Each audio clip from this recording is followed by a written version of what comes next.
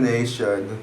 When will you stop making these boring, safe, child-friendly, innocent movies and try to take risks? Oh wait, they did that recently. But oh well, I still got some more Illumination movies to suffer with. So yeah, oh boy, let's get this over with. Hey guys, this is Frozen Things Steve's here, and welcome back to another rant on my Illumination marathon leading up to the Super Mario Bros. Movie. It's already been out for 2 days now in my country. I might be seeing it in theaters on either Saturday or Sunday, depends, or like we'll see. I don't know, but yeah. So yeah, I'm here today to do a rant on a sequel that no one asked for, The Secret Life of Pets 2. So The Secret Life of Pets 2 came out in the year 2019, aka the greatest year ever, thanks to Frozen 2 alone, and is directed by Chris Renard and stars Patton Oswalt, Kevin Hart, Harrison Ford, Eric Stone Street, Jenny Slate, Tiffany Haddish, Lake Bell, Ellie Kemper, and a lot more. Nick Kroll also. And basically the plot tells a story. Oh boy, that this is gonna be hard to explain. So basically the plot, yeah, this is gonna be a hard one, but I'll try my best.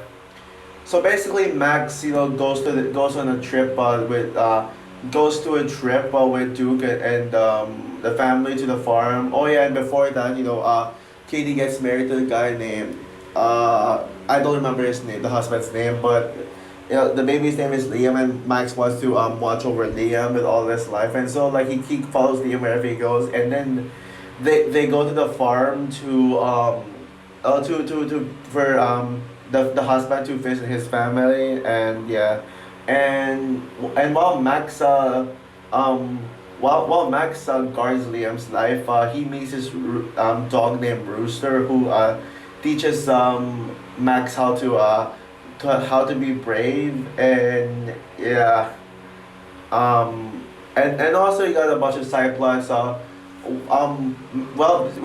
Basically Max gives his toy Busy Bee to Gidget, asking her to guard Busy Bee while he's away, and then suddenly Gidget accidentally drops Busy Bee into this house with hundreds of cats, and then she must be able to get it back. And then there's this other subplot where Snowball, a new character, Daisy, must rescue this tiger from an evil Russian circus hunter. Oh my god. Yeah, just by me explain the plot synopsis alone, you can already tell what is wrong with this movie. Yeah. Also, yeah, this is another Illumination movie I skipped in theaters. I mean, there were other movies I watched in theaters instead, like a lot other summer 2019 movies like Godzilla King of the Monsters, Dark Phoenix, Men in Black International, and yeah, also Toy Story 4 as well, and Rocket Man. I mean, there's so many movies, so I think it makes sense for me to skip this one because there's like way too much competition. Yes, I will say that Men in Black International was much worse than this, but it was kind of much more theater worthy. But I mean, as a movie itself, it's worse. But and also yeah, recommends a masterpiece. Toy Story for is solid, but I mean the weakest one. Godzilla King of the Monsters is really underrated, and Dark Phoenix. I will say Dark Phoenix is on par with this movie. I don't know which is better or worse. I just don't care. But yeah. You know what? Maybe Dark Phoenix is worse than this. Yeah. But Dark Phoenix is more watchable in theaters because it's a Marvel movie. But yeah. Now I know you're gonna be like, oh, why are you comparing Patsy to those movies? They have nothing in common. Well, they're all like summer movies. They all have competition with this one. So I'm saying that besides me just refusing to watch the Illumination movie in theaters, with the exception of the Super Mario Bros. Movie, I refuse to see anything Illumination makes so that. Yeah, that isn't a Nintendo. That isn't Nintendo. So yeah, Gentleman was just didn't care for it. And I know this movie actually has its defenders. Like there are some people who actually defends this movie and say it's underrated. It's an underrated gem, despite getting mixed reviews from critics. Audience it has a 90% audience score, which is pretty impressive for the Illumination movie. Like probably at the time the highest rated Illumination movie until Sing 2. aka the most overrated movie ever. But I know this one user who really loves this movie. His name is Sonic Fan 2001, or better known as Zootopia Fan 2001. I prefer calling him Zootopia Fan 2001 in my opinion. Even though Sonic 2 is his favorite movie, but yeah. I know he loves this movie. And there are others who do. I mean, at least he says Mario is better. That at least that's one thing I give. Because if he thinks that this is better Mario, well, not to bash his opinion, but I would understand. And by the way, to anyone who's actually a fan of this movie, can you all like tell me what is so special about this movie? What makes this movie so good and so special?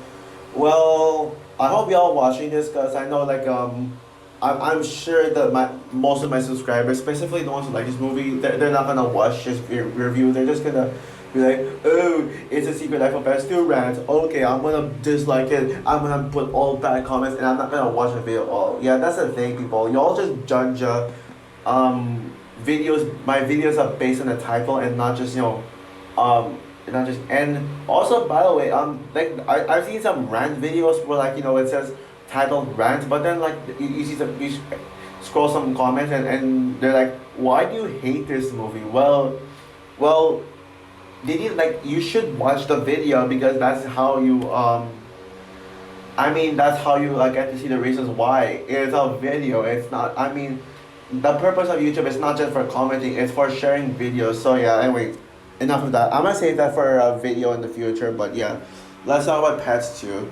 Honestly, this is the least I have to say about an Illumination movie. The least to say about an Illumination movie.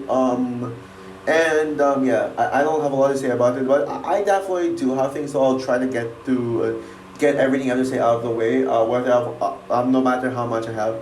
But for the first time in an Illumination movie since Despicable Me 2, there are actually positive things I have to say about it. There are actually some redeeming qualities to it. Yeah. Some redeeming qualities to it. Redeeming qualities. I think two of the voice acting is really good. Like I like these voice acting. I wouldn't say I love them or I'm blown away by them, but two of the voice acting I think I'm impressed by it. The first one is being Max, who is no longer voiced by a criminal. Yeah, in the first film he was voiced by a criminal, but now he's voiced by Patton Oswalt, who was Remy, and I think it's sounded so much better because it's not just a better person who's not a criminal, but a better actor who actually can act, and he voiced Max really well. But I think the standout of the cast and characters easily is Harrison Ford as Rooster. Yep, Harrison Ford is one of the greatest actors of all time. Period. Yeah, at first before you watch the movie and you see Harrison Ford in the cast, you're gonna be like, are you serious? Why is Han Solo in this movie? No, Harrison Ford, don't join an Illumination movie. But actually, his performance was surprisingly good. Yes, it is his weakest voice act performance in my opinion. It is his weakest role, but he truly is one of the greatest actors of all time. Harrison Ford, Han Solo, Indiana Jones. So many iconic roles, and thankfully he saved the movie. I also really like this tiger. I also really like this tiger, or maybe just by the fact that this tiger cannot talk, which is really weird because the other pets talk, yet this one doesn't. Oh yeah, Sweet Pea cannot talk also, so yeah. But I like this tiger. I think this tiger is kind of cute. He's well animated, and yeah, I just really enjoy seeing this tiger. And also I think the snowball superhero thing is okay. I guess. I like the violence in this movie. I like how this movie actually tries to depict the animal abuse. Like we see the villain, we see the villain pointing a gun at the tiger, and then we see a lot of wolves chasing and some violence to it. So I like that. Okay, but that's all for the positives. Now let's get to everything that is bad about this movie. Yeah, I think the biggest issue with the film is that there is no plot at all. Yeah, this movie does not have a consistent and cohesive story. Now, when it comes to Secret Life of Pets 1, Secret Life of Pets 1, yeah, I mean, it is a Toy Story ripoff. Like, the story is a Toy Story ripoff, but at least it has a story. At least it actually has a cohesive story, despite it being draggy. Where is the story in this movie? Yeah, it's just basically yeah, it's just basically three random plots that, I mean, there's no main plot or subplot because each story like has equal amount of screen time and they don't even connect with each other. Yeah, people criticize Stranger Things season 4 for having like so many like different subplots with characters separated and doing things. But at least their stories are compelling, they're interesting, and they actually do connect in a way that makes sense. How does I know that this and Stranger Things have nothing in common, but like, I mean, some people just don't mind that this movie is just full of subplots. I mean, just different like random plots that don't do anything. But honestly, I mean, none of these stories like do nothing. I mean, these stories are doing nothing. Like there's absolutely nothing worth of value in the story. But honestly, if I'm gonna talk about this movie by each story, see which one is the most tolerable and which was the worst. None of them are good, but I said one of them's okay. I said that the snowball one is okay. The snowball one is okay.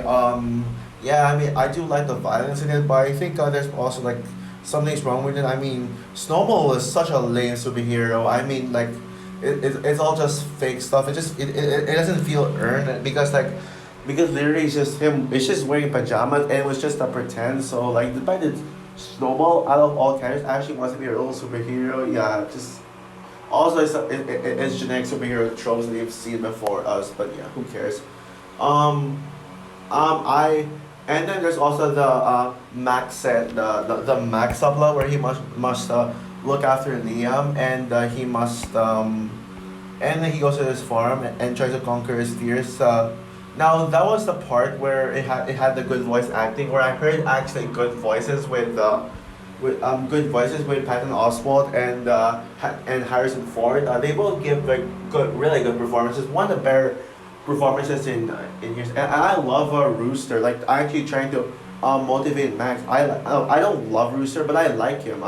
He's probably one of the better Illumination characters. Like I certainly put him in my top 10 favorite Illumination characters. If that's something I could do. But overall the entire subplot is just boring, bland. It feels like nothing. Feels like nothing, and I just didn't care for it. Yeah, it was just no. Yeah, I mean, it's just boring. Like it kind of drags out. But by far, the worst subplot of this movie, it is the one with Gidget. Oh my goodness. Yeah. Thankfully, Gidget isn't as annoying as she was in the first movie. But my God, like this plot with Gidget is so like random. It feels so random. It feels like it fits for like a 5 minute or short, that doesn't even belong in a feature film like this. Yeah, so basically Gadget how to say this, Gadget chases yeah, I mean, it's just basically Gadget like looking after a ball and then it's like casting, and also like, Gadget must learn to be a cat just so she can disguise herself, which is so dumb. Yeah.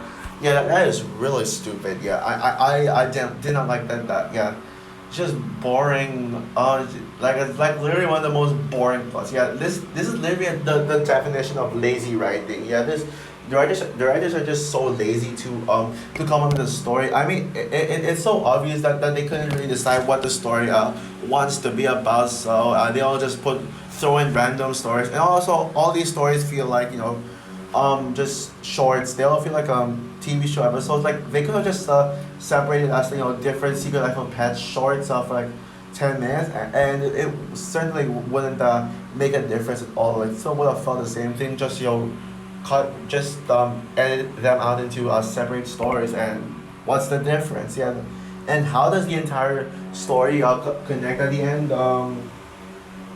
Well, there's a final battle. It's one of the better parts. The final battle is one of the better parts in the movie, but all kind of anticlimactic. I mean, kind of anticlimactic. Yeah, basically Max just meets Snowball, but their plots don't. I mean Max. I mean Max's story finishes like before the third act starts, so they come home to meet Snowball, and then Snowball says, "Oh, we gotta catch. Oh, we gotta catch the train. We gotta stop surgery. Oh, since you're done with your plot, you're gonna be in my plot now. We're gonna finish it up." JJ's subplot is the most useless of them all because like literally the only like connection that they have is that they just meet up and they just meet up at the end, and then the grandma just crashes into Sergey. And by the way, speaking of Sergey or whatever you call it, my God, this guy. I mean, there's a reason he was not promoted to be a villain. He was not in any promotions because he's such a boring waste of a villain. He's like pretty much Scarlet Overkill all over again. Where like could have been a good villain, but just such a waste because of how there'd be something. But I take Scarlet Overkill any day over Sergey because at least Scarlet Overkill is someone who I remember. Even if I'm disappointed with her character, her character's a disappointment. At least I can remember her character. I mean, who's gonna remember Sergey? The only like useful thing he did is pointing a gun and torturing this baby because I mean not to be heartless, but I said I do like how this movie tries to depict animal abuse, even if it could have done it better. But he's so forgettable. Also, I mean, he's just such a weird voice, such a weird Russian accent. I mean, he's literally voiced by Nick Kroll. I mean, who would have knew that? But yeah, Nick Kroll gives such a weird voice acting performances. And yeah, it's so weird. Yeah, and speaking of voice acting, yeah, all the other voice acting between Patton Oswalt and the Harrison Ford, they're all really bad. Like I can't believe Tiffany Haddish is in this. I cannot stand Tiffany Haddish. I mean, her character was my one flaw with the Lego movie too because of how insanely annoying her character is. And I just didn't like how she was actually in it in the first place. But in this one, my God, I mean, the dog she plays is cute, but like, why Tiffany Haddish? I mean, you could have easily like came up with a better cast. Like Tessa Thompson would have been a good choice for this dog. I mean, I would have casted Tessa Thompson, like the one who's plays a Valkyrie and the Bianca and MC and Bianca in the Creed trilogy. Yeah, her. I mean, I think she would have made a much better Daisy. Or Alicia as anyone but a bunch of stupid comedians like Tiffany Haddish or anyone who has similar IQ to her. Who has similar, bad. No, no, okay, well, that's a little too far. I'm sorry if I insulted her like that, but what I'm gonna say is similar quality to her. Yeah, just no.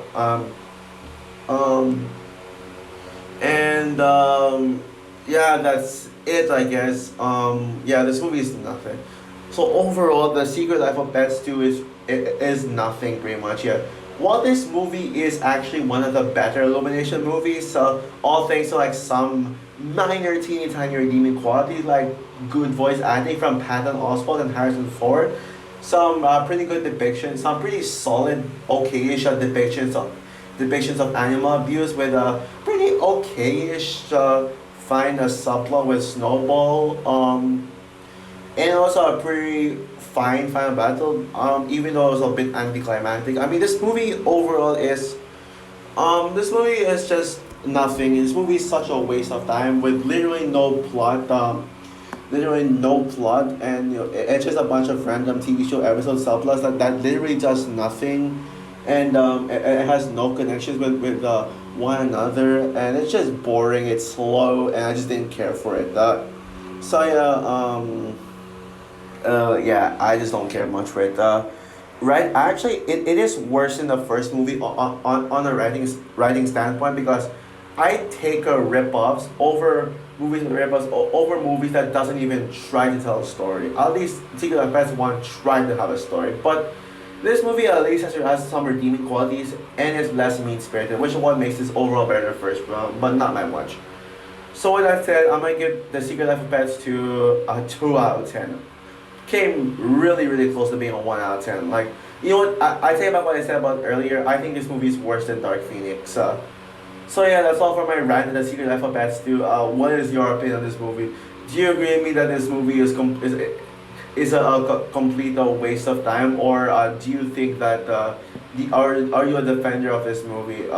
Comment down below, like, subscribe, hit the notification bell, and stay tuned for my rant on the final on my final illumination rant leading out the Mar movie. Finally, Minions: The Rise of Gru. Yeah, I asked you guys if you want me to rant on Minions too, and most of you said yes, so I'm doing it anyway.